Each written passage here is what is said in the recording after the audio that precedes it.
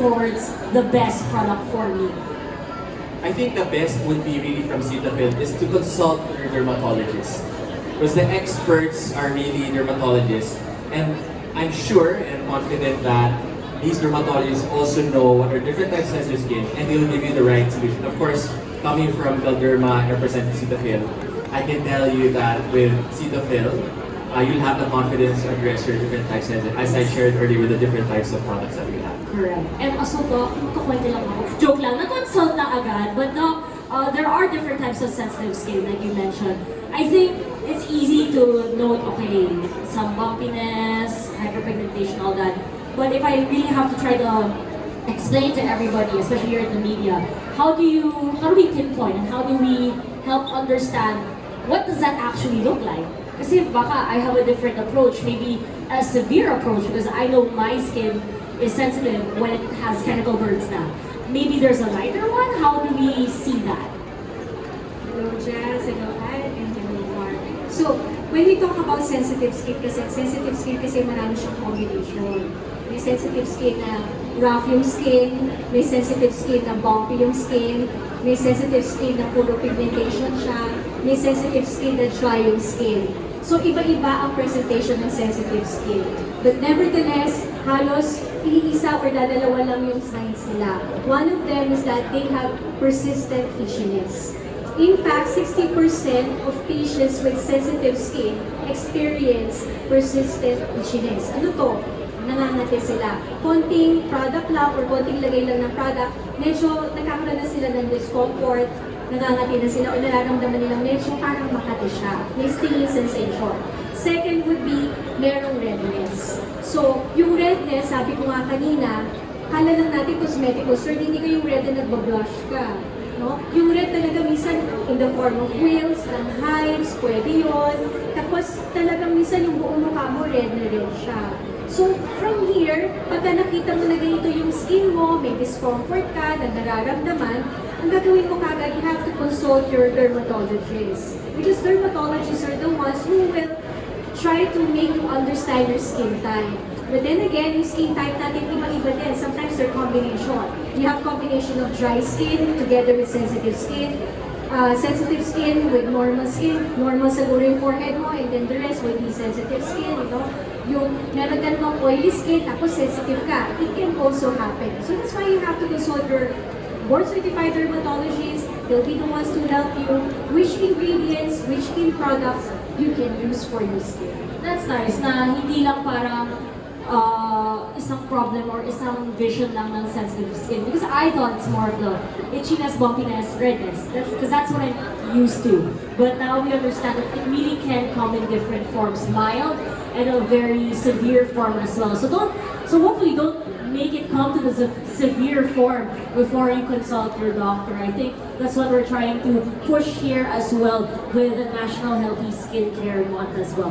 So, and I know we discussed that hyperpigmentation is one of your problems, but is that the only one, or did your sensitive skin come out in a more lighter form that's naging aggravated to this hyperpigmentation? Well, actually, after listening to Doc kanina, I realized I do have sensitive skin, and because of that, maybe the hydration, you know, it starts from there. So I think ever since I've lacked the knowledge of realizing I had sensitive skin, minsan I would have the redness, yung dry, it's always a given for me. Like, even my makeup artist can attest to this.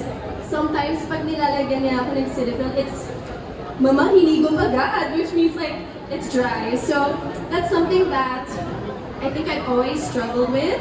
And finally, I found a brand that can help me with that. And I think what's nice is it's like a 2-for-1. That it's not only hydrating, it also corrects the dark spots that you want to correct as well. So again, there is that specific product for you. Your issue might be like ads, such as hyperpigmentation, or maybe me, I love AD Derma. Because mine is really from a dry climate, my skin can't handle it, so AD Derma is my favorite. Same, meron ka ng ganon. Super dry. Huh? But, you know, Especially when it's It's right. It's right there. Yeah. And that's where sunscreen is super important as well.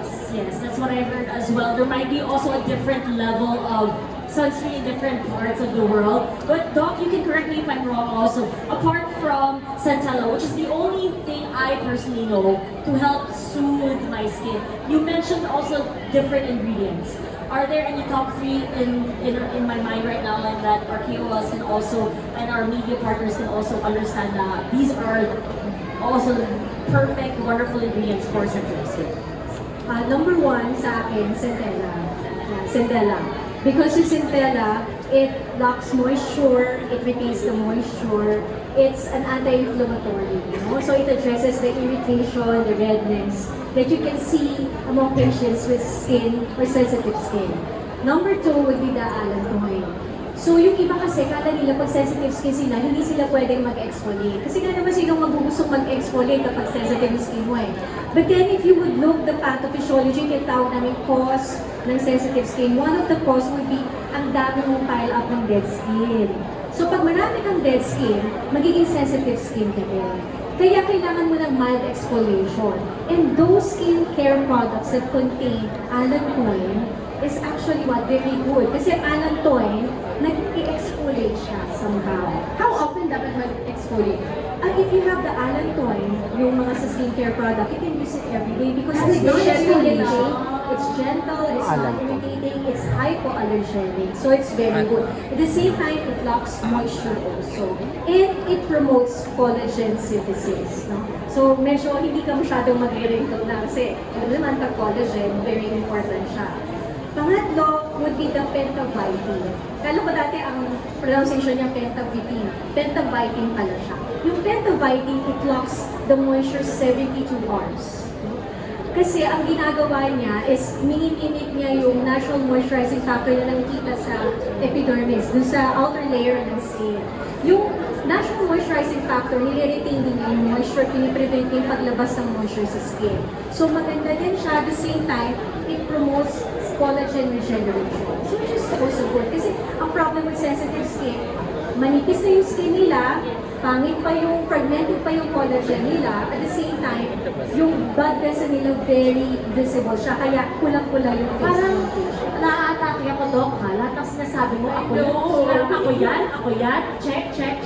So this is incredibly perfect, and I can see you're agreeing also, and like, you're listening about the exfoliation. You had your own experience, I right? didn't realize kasi like, especially with me where I pretty much wear makeup every day because of my work.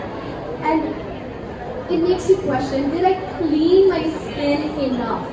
Diba? And I think that's where exfoliation could probably come in handy for me personally. I just didn't realize na pwede siya everyday. Ako hindi ko tinatapot ako eh. Dapat yung Alam mo, product once a very year. gentle, dapat product niya very gentle, hypoallergenic, not those harsh acids. Kasi di ba, there are actually acids na nagkakause ng exfoliation. But for those with sensitive skin, kailangan yung mga hypoallergenic, gentle, and non-irritating para magamit mo siya every I day. just wanted to add, and I agree with everything what